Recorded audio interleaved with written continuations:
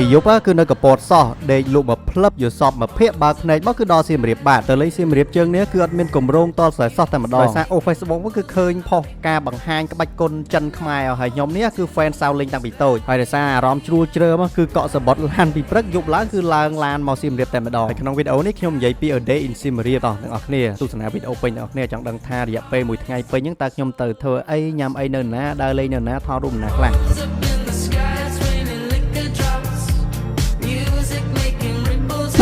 ក្រុមហ៊ុនឡានដែលខ្ញុំជិះពីកពតទៅគឺជិះតាម e-booking ធ្វើដំណើរចេញពីម៉ោង8ទៅសម្រាប់ឡានវ៉ាន់14កៅអីពីភ្នំពេញទៅសៀមរាបឥឡូវនេះខាងក្រុមហ៊ុនកំពុងតែមាន promotion តម្លៃពេញហ្មង $15.5 ប៉ុន្តែក្នុង app គេមាន discount សល់ 13.9 តែសម្រាប់ថ្ងៃអង្គារពុតប្រហោះអ្នកនរគ្នាគ្រាន់តែវាយ save through SR ទៅនឹងចុះបាន2រៀលទៀតសល់តែ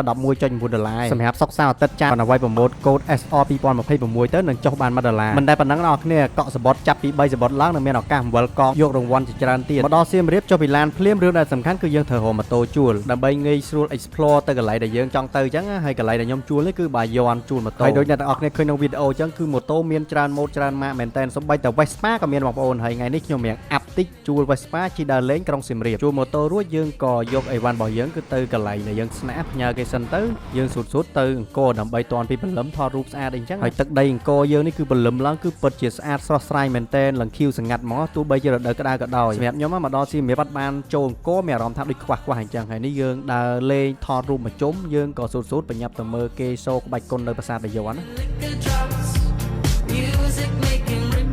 ហើយថ្ងៃដែលគេសូក្បាច់គុនចិនបុរាណខ្មែរមិត្តភាពនេះគឺឃើញមានភ្ញៀវបរទេសនិងភ្ញៀវជាតិរបស់យើងចូលរួមមើលច្រើនមែនតើសម្រាប់ខ្ញុំបានឃើញមើលផ្ទាល់គឺមានអារម្មណ៍ថាព្រឺសបលហ្មងដោយសារ background ពីក្រោយប្រាសាទបាយ័នគឺពិតជាអស្ចារ្យអំណាចមែនតើមើលហើយមានអារម្មណ៍ថាមានមោទនភាពហ្មងដែលជាមួយក្បាច់គុនបុរាណខ្មែរអមជាមួយនឹងផ្ទាំងប្រាសាទពីក្រោយដូចផ្ទាំងគំនូរចឹងបងប្អូនចំពោះក្បាច់គុនសាវលិញវិញធ្លាប់តែមើលតាមវីដេអូមើលទូរទស្សន៍នៅតូចអីចូលចិត្តត្រាប់តាមតែឥឡូវបានឃើញផ្ទាល់គឺពិតជាអស្ចារ្យមែនតើមើលហើយទាំងក្បាច់ហក់លោតរមៀលខ្លួនអីហ្នឹងគឺដូចនៅក្នុងរឿងចិនយើងមើលហ្មងមើលការសូសម្ដែងក្បាច់គុនរួចយើងក៏ទៅញ៉ាំអាហារពេលព្រឹកសម្រាប់អាហារពេលព្រឹកគឺញ៉ាំនៅទីលានជួលដំរីគឺឃើញមានថាគេ review ច្រើនមែនតើនេះខ្ញុំ recommend សម្រាប់អ្នកចូលចិត្តចង់សាកចង់ភ្លក់ម្ហូបបែប local អីចឹងហើយម្ហូបនេះធូរថ្លៃមែនតើខ្ញុំញ៉ាំគ្នា3នាក់អស់តែ 10000 ជាងឯងចិត្ត 20000ក្រោយពីញ៉ាំអាហារពេលព្រឹករួចយើងក៏បញ្ញាប់ទៅថតរូបលេងនៅខ្លងទ្វារជ័យនៅនេះគឺមានប្លង់ដែលថតទៅជាប់ដើមឈើឬឈើជាមួយនឹងមុខប្រាសាទគឺពិតជាស្អាតមែនតើសម្រាប់កន្លែងហ្នឹងគឺគេល្បីយូរប៉ុន្តែខ្ញុំមិនដែលបានមកសោះមកសៀមរាប